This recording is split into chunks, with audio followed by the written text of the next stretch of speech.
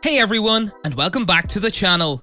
Today we're going to list 5 crazy Stranger Things facts you didn't know. Let's get right into it.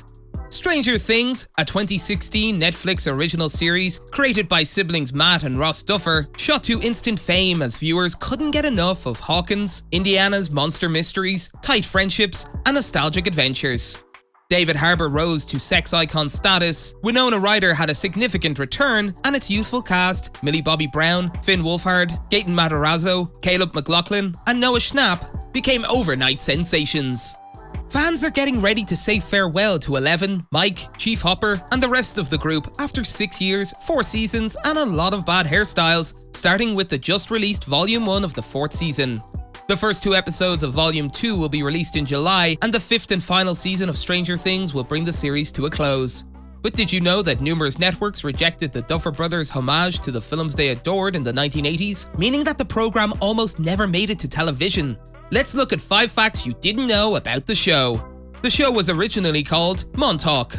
While pitching the show to several networks, the Duffer Brothers commissioned a mock book cover to represent the series' intended tone, a blend of 1980s Steven Spielberg and Stephen King. They picked the title Montauk because it was the setting for Jaws. In an interview with Wired later on, the cast of the show confirmed true story roots in Montauk, New York. When Kiri read the first question, is Stranger Things based on a real story, Matarazzo dropped some truth bombs and said yes, it kind of is. He said, it is based on a place in Montauk, New York called Camp Hero. He then added, there was like rumors of secret government spies doing these human experiments to fight in the Cold War. The show was rejected by over a dozen cable networks. According to the creators, the show was first rejected by 15 to 20 networks. Others expressed interest, but were hesitant to let the relatively unknown brothers oversee the project. One of the most common criticisms from prospective studios about the Duffer's Stranger Things concept was that it is a science fiction and horror show with a cast of youngsters as the major protagonists. Some studio execs even advised the brothers to tweak the tone of the show to make it more kid-friendly, or to focus on one of the adult characters such as Sheriff Hopper, played by actor David Harbour. And when they sold it to Netflix, they sold the whole season after 24 hours. The title was partially based on 2 Stephen King novels. When the Duffers realized that the show would no longer be based in Montauk, they obviously needed to modify the title or risk confusing their audience. So they gathered for a somewhat unusual brainstorming session. They purchased an old edition of Stephen King's novel Firestarter and began pitching several title ideas using the font on the book's cover. The brothers went back and forth, trying with several names in the old typeface, until they finally settled on Stranger Things, partly because of its resemblance to another King novel, Needful Things. Even then, the title wasn't guaranteed.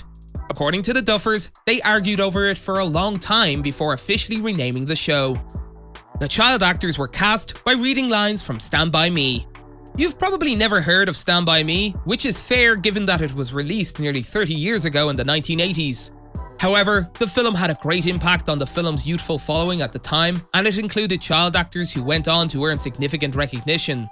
The Duffers claim to have auditioned over 1,000 kid actors for various roles. They had each actor who auditioned read lines from the classic Stephen King adaptation Stand By Me, about a group of boys on an adventure to uncover a supposed dead body in the woods to create the correct tone.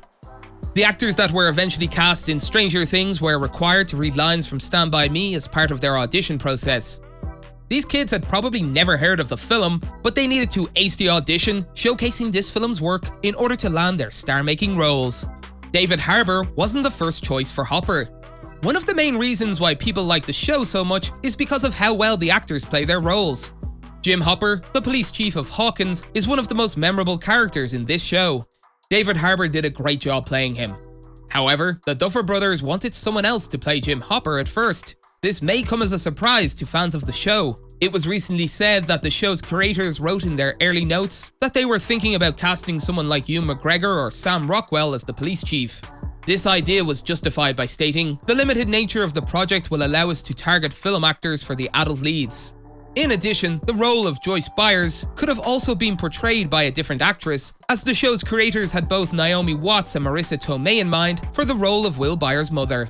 That's it for today. If you guys enjoyed the video, make sure to hit that like button. Don't forget to subscribe and turn on that notification bell so you never miss out on any future content we'll produce for you guys. We're signing off now, but we'll be sure to catch you all in the next one.